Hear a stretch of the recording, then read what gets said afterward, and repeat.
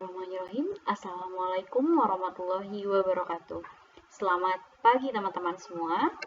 Saya harap teman-teman semua ini tetap sehat dan bisa melaksanakan setiap aktivitasnya dengan lancar dan berkah. Amin. Pada kesempatan kali ini, kami dari kelompok 4, mata kuliah dasar pendidikan ilmu pengetahuan alam, diberikan kesempatan untuk memaparkan presentasi materi mengenai pemanfaatan teknologi pada pendidikan.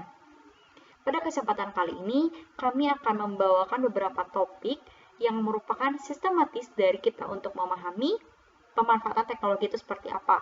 Kita harus memahami dulu teknologi itu apa, pemanfaatannya seperti apa, lalu pendidikan juga itu apa, teknologi pendidikan juga itu apa, kita sinkronisasikan, lalu kita aplikasikan dan pemanfaatannya seperti apa. Mari kita simak videonya. Teknologi adalah pengembangan dan aplikasi dari alat musik, material, dan proses yang mendorong manusia menyelesaikan masalah. Ini sudah dikenal sebelum sains dan teknologi berkembang. Jenis-jenis ilmu teknologi. Yang pertama, teknologi komunikasi adalah peralatan perangkat keras dalam sebuah struktur organisasi yang mengandung nilai-nilai sosial yang memungkinkan setiap manusia untuk mengumpulkan, memproses, dan saling menukar informasi dengan individu lainnya. Yang kedua, teknologi industri. Teknologi industri adalah penggunaan ilmu teknik dan teknologi manufaktur. Yang ketiga, teknologi perencanaan. Teknologi perencanaan adalah teknologi yang memiliki fungsi agar masyarakat dapat direncanakan. Teknologi baru yang akan bisa digunakan di masa yang akan datang. Yang keempat, teknologi kesehatan. Teknologi kesehatan yaitu teknologi yang berfungsi agar manusia dapat menjaga kesehatan dan keselamatan hidupnya. Yang kelima, teknologi olahraga. Teknologi olahraga adalah teknologi yang memberikan kemudahan terhadap menjalankan aktivitas olahraganya. Yang keenam, teknologi transportasi, yaitu teknologi yang memberikan kenyamanan kepada masyarakat dalam bepergian ke satu tujuan. Yang ketujuh, teknologi kerumahan. Teknologi penemuan mempunyai arti teknologi yang memberikan kemudahan terhadap masyarakat dalam menyediakan kebutuhan dan memenuhi kehidupannya. Yang kedelapan adalah sains praktik. Teknologi soundtrack adalah teknologi mempermudahkan masyarakat dalam menyediakan alat-alat yang membantu pekerjaan, dan menggunakan ilmu sains. Kesembilan, teknologi kemiliteran adalah teknologi kemiliteran yang membantu suatu negara dalam melengkapi keperluan dan bersenjata. Yang kesepuluh, teknologi reaksi adalah suatu teknologi yang memberikan pelayanan dan kenyamanan masyarakat dalam masalah hiburan. Dampak teknologi memberikan keuntungan. Ternyata peralatan juga memberikan dampak negatif bagi penggunanya. Dampak negatif tersebut muncul sebagai akibat dari penggunanya yang salah atau tidak bertanggung jawab dari yang menggunakan. Baik, saya akan menjelaskan tentang pendidikan. Pendidikan adalah suatu pondasi dalam hidup yang harus dibangun dengan sebaik mungkin. Secara umum, pendidikan adalah proses pembelajaran pengetahuan, keterampilan, serta kebiasaan yang dilakukan suatu individu dari suatu generasi ke generasi lainnya. Pendidikan menurut Ki Hajar Dewantara, pendidikan yaitu tuntunan di dalam hidup tumbuhnya anak-anak. Adapun maksudnya, pendidikan adalah menuntut segala kekuatan kodrat yang ada pada anak-anak agar mereka sebagai manusia dan anggota masyarakat dapatlah mencapai keselamatan dan kebahagiaan yang setinggi-tingginya. Pendidikan nasional adalah sebagaimana yang tercantum dalam Undang-Undang Sisdiknas Nomor 20 Tahun 2003 Pasal 1 Ayat 2 adalah pendidikan yang berdasarkan Pancasila dan Undang-Undang Dasar Negara Republik Indonesia tahun 1945 yang berakar pada nilai-nilai agama, kebudayaan nasional Indonesia, dan tanggap tuntun perubahan zaman. Atas dasar pemaknaan pendidikan tersebut, pendidikan nasional berarti harus mencakup 3 hal, yaitu berdasarkan pada nilai-nilai agama, mengembangkan kebudayaan bangsa, dan tanggap terhadap perubahan zaman. Inilah yang harus menjadi napas dari sistem pendidikan nasional, sehingga akan membentuk kualitas pendidikan yang berakhlak, budaya, dan progresif. Demi mencapai pendidikan yang utuh dan mampu mencapai keutuhan yang sempurna dari pendidikan, maka perlu sekali terbentuk integritas yang mampu. Adapun komponen yang diperlukan adalah sebagai berikut. Yang pertama, orang tua. Orang tua sangat berperan penting dalam pendidikan anaknya. Orang tualah yang terlebih dahulu mengajarkan tentang banyak hal, mulai dari belajar berbicara, merangkak, sampai berjalan. Orang tua juga yang mengajarkan tentang tata krama atau sopan santun, menghargai sesama, mengajari tentang mana hal yang baik dan yang buruk. Yang kedua, guru. Guru terlibat untuk membantu orang tua dalam mendidik anak mereka. Guru yang baik adalah mereka yang berkemauan untuk mendidik anak, bukan hanya mengajar. Kebanyakan guru hanya berhenti sebatas sebagai pengajar semata. Dia hanya menjalankan tugas untuk mentransfer ilmu dan menjadikan anak pintar. Sebisa mungkin guru harus berusaha menghubungkan setiap materi yang diajarkan dengan kehidupan nyata, sehingga apa yang dipelajari anak tidak berhenti sebatas materi yang menyesakan pikiran. Yang ketiga, sekolah. Sekolah berperan sebagai pengelola. Guru bekerja di bawah bendera sekolah. Sekolah harus bisa mengkomunikasikan antara guru dan wali murid, memilih sistem pendidikan yang paling cocok, memperhatikan kinerja guru, serta perkembangan anak didik. Juga mencarikan solusi ketika ada permasalahan dalam proses pembelajaran. Yang keempat, masyarakat. Masyarakat juga memiliki peran besar dalam pendidikan. Sebaik apapun pendidikan keluarga dan sekolah, ketika masyarakat memiliki pola hidup yang tidak mendidik, hal ini akan berpengaruh besar pada perkembangan pendidikan anak. Yang kelima, lingkungan. Lingkungan yang baik adalah membantu anak untuk belajar. Di lingkungan kondusif, anak lebih mudah untuk menerima pelajaran. Salah jika berpikir bahwa anak harus terus-menerus belajar. Anak butuh refreshing. Dengan refreshing yang cukup, pikiran anak lebih segar dan fresh. Teknologi pendidikan menurut para ahli, yang pertama ada Davis, yang kedua Nasution 1987, yang ketiga Miyarso 1986. Memasukkan 3 pendekatan sehubungan dengan bidang garapan atau kawasan teknologi pendidikan. Yang pertama, pendekatan perangkat keras. Penggunaan perangkat keras dimaksudkan agar terjadi proses mekanis dalam kegiatan belajar mengajar. Perangkatan keras digunakan untuk menyampaikan dan menyebarkan materi belajar. Adanya pemanfaatan perangkat keras dalam hal ini menggunakan berbagai bentuk media massa seperti TV atau kaset audio yang ditargetkan untuk menampung siswa dalam jumlah yang lebih besar. Yang kedua, pendekatan perangkat lunak. Pada tahap ini, teknologi pendidikan menjamin teori dari ilmu perilaku yang ditetapkan untuk mengatasi kesulitan yang belajar. Yang ketiga, perpaduan pendekatan perangkat keras dan perangkat lunak. Pendekatan perpaduan menerapkan sistem analisis dalam pendidikan dan kegiatan instruksional. Penerapan sistem analisis dianggap mampu mengurangi terhadap individu siswa sehingga siswa dapat berperan dalam kelompoknya dengan sangat dinamis. Perkembangan teknologi pendidikan di Indonesia. Dengan banyaknya gagasan para ahli mengenai teknologi pendidikan, maka teknologi pendidikan dapat dikatakan adalah sesuatu yang terus berkembang seiring waktu hingga melesat, bahkan perkembangan yang tidak bisa dihentikan. Banyak yang kecanggihan yang terjadi seiring waktu sehingga mempermudah segala sesuatu, pembelajaran pun tidak dibatasi.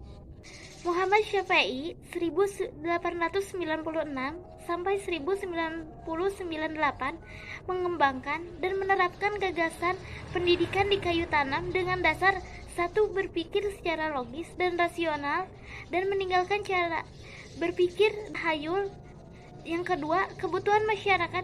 Yang ketiga, penggunaan hasil pendidikan untuk kemajuan masyarakat. Dan keempat, pesan rasa percaya diri dan berani bertanggung jawab. Pada tahun 1972, dalam rangka kerjasama sistem dikembangkan dan digunakan bahan belajar berupa modul cetakan untuk keperluan belajar. Belajar mandiri, belajar kelompok dengan tutorial sebaya dan pendaya gunaan narasumber yang ada di lingkungan belajar dengan bantuan kakak kelas yang telah menguasai pembelajaran yang bersangkutan. Ketiga, Fungsi guru sebagai pengelola kegiatan belajar yang membantu mengatasi masalah yang tidak dipecahkan oleh siswa sendiri. Keempat, menggunakan lingkungan sebagai sumber belajar. Kelima, meningkatkan partisipasi masyarakat dengan melibatkan masyarakat sebagai para narasumber. Pada tahun 1974, pendidikan masyarakat mengembangkan paket pendidikan dasar bagi orang dewasa yang disebut dengan kejar paket, yang kemudian disambut dengan paket B, yaitu diartikan sebagai upaya mengejar ketertinggalan. Pada tahun 1978, pemerintah membentuk teknologi komunikasi, pendidikan dan kebudayaan yang dilembagakan sebagai suatu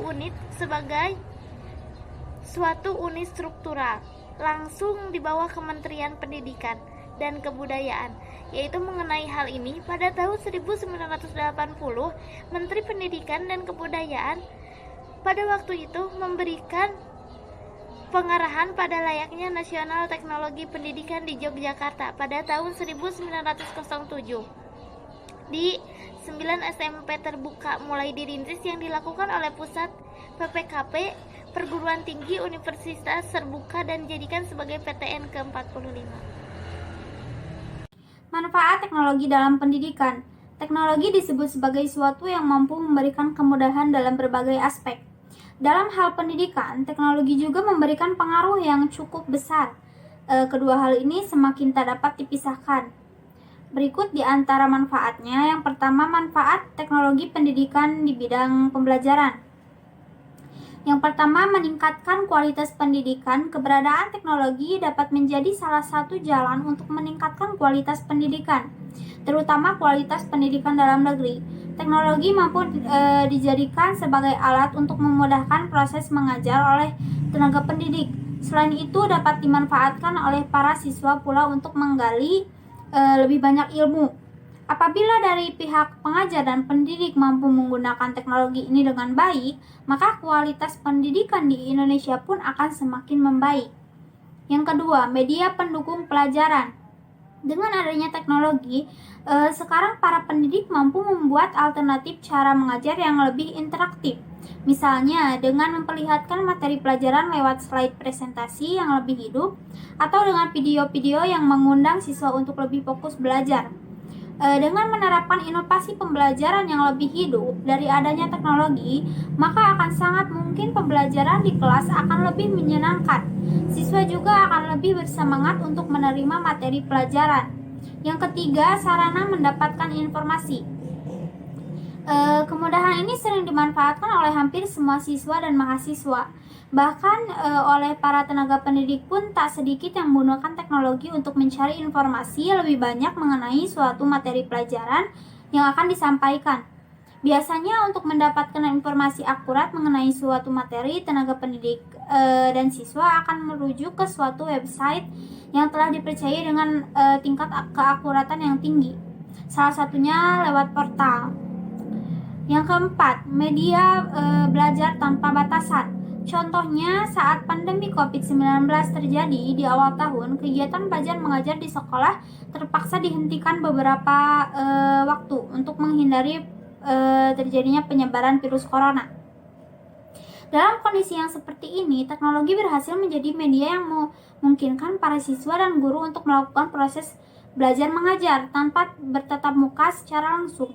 Guru dan murid bisa melakukan proses belajar mengajar lewat video konferensi, mengirim tugas dan materi lewat grup chatting hingga email. Yang kedua, manfaat teknologi pendidikan dalam bidang administrasi pendidikan. Administrasi pendidikan adalah proses atau upaya pencapaian suatu tujuan pendidikan dengan memperhatikan berbagai komponen pendidikan sehingga dapat melakukan perbaikan sistem pendidikan dengan memanfaatkan berbagai perangkat pendukung aktivitas belajar dan mengajar. Lebih singkatnya, administrasi pendidikan adalah keseluruhan proses dan kegiatan-kegiatan bersama yang harus dilakukan oleh semua pihak yang ada kaitannya dengan tugas-tugas pendidikan.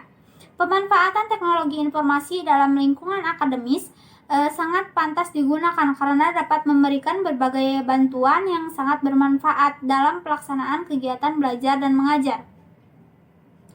Masing-masing dijelaskan sebagai berikut. Yang pertama, komputer. Digunakan untuk menerima, menyimpan, memproses, menampilkan data dan informasi. Yang dimaksud dengan sistem komputer meliputi hardware, software komputer, dan teknologi stranger. Yang kedua, informasi dalam bentuk data teks, suara, bunyi, gambar, dan video. Yang ketiga, pemrograman, tata cara operasi, tata cara salinan dan pemulihan, tata cara keamanan data, dan tata cara pembangunan sistem. Yang ketiga, ada manfaat teknologi pada evaluasi pembelajaran. Evaluasi adalah suatu komponen pendidikan yang dilakukan oleh pendidik kepada peserta didik untuk mengetahui perkembangan dan kemajuan hasil belajar peserta didik sesuai tujuan yang telah ditetapkan. Jadi dengan menggunakan aplikasi ini, semua kegiatan belajar mengajar dapat dilakukan dalam jaringan daring atau online. Di antara kemudahan itu yaitu pihak sekolah tidak usah merepot-repot mencetak lembaran soal atau lembaran jawaban yang akan digunakan untuk ujian. Pihak sekolah hanya perlu memasukkan soal-soal tersebut ke dalam aplikasi ini lengkap dengan jawabannya. Peserta didik tidak perlu membolak-balik lembar soal karena sudah tersedia di dalam aplikasi. Mereka hanya perlu mengentrikan kode soal yang telah diberikan oleh pendidik sebelumnya. Maka keluarlah soal serta entrian jawabannya. Untuk setiap soal diberi waktu 3 menit untuk menyelesaikan. Untuk hasil pendidikan bisa langsung dapat melihat skor peserta didik. Oke, pada materi selanjutnya ini saya akan membahas mengenai kelebihan dan kekurangan pemanfaatan teknologi. Pendidikan teknologi. Begitu banyak perubahan yang kita rasakan ketika dari perpindahan offline langsung online ketika masa pandemi ini ya. Awalnya sempat bingung dan dilema gitu, kita harus belajar seperti apa, walaupun pada akhirnya kita menemukan pembelajaran online ini dan menemukan banyak sekali sisi positif dan negatifnya. Nah, yang akan kita bahas pertama yaitu kelebihan dari proses pendidikan teknologi ini, yaitu efektif dan luas. Efektif dan luas ini bisa menjadi satu kesatuan kan, karena efektif di sini itu bisa memberikan materi secara efektif, mudah dijangkau oleh siapapun, dimanapun dan kapanpun gitu kan, tanpa terbelenggu oleh satuan waktu yang harus di ruang kelas pada saat itu juga gitu kan. Luas juga dimanapun itu bisa dilakukan gitu kan.